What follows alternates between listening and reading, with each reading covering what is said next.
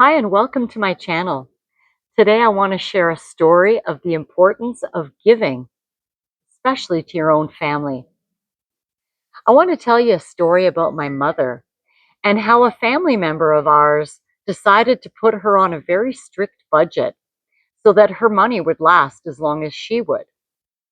She never had this issue of running out of money before, but this time she went down to the grocery store, picked up her groceries, save on foods, and she was declined.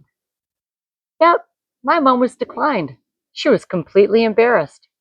She went home totally upset and decided to call that family member and say, "Something's wrong. I got declined at the store. I couldn't get my groceries. What do I do?" He said, "Sorry, you're not going to have any money till Thursday."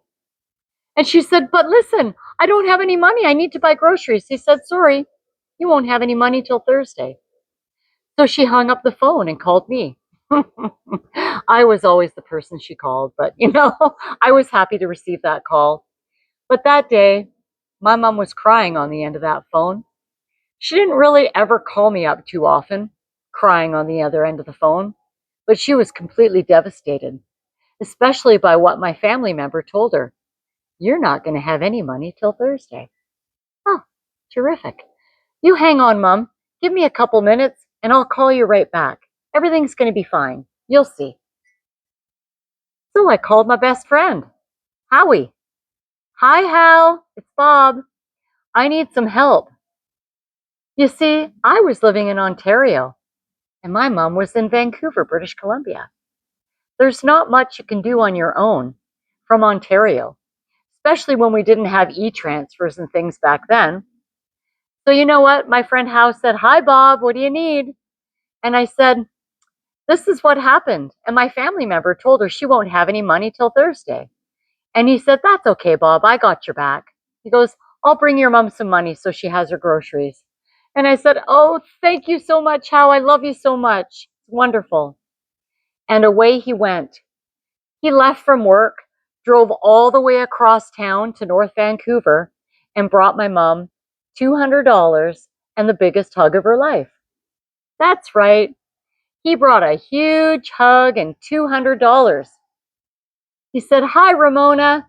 Here you go. You go get your groceries. I got to go back to work now. I love ya." And away he went. Later on that day, I called him back to say, "Okay, I got to send you some money."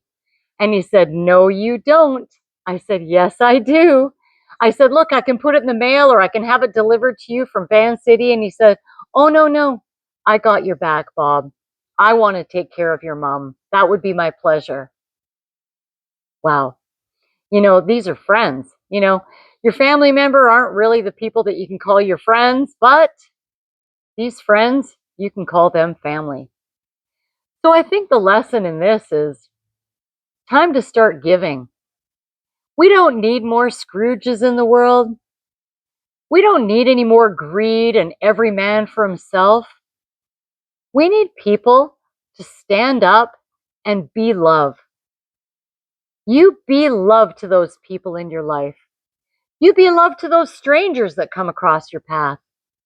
Give, give, give. It's the only way.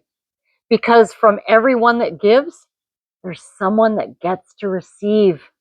And then we have that beautiful cycle of giving and receiving. So do your best to give more. You're worth it. You'll know it, and you'll feel good to give.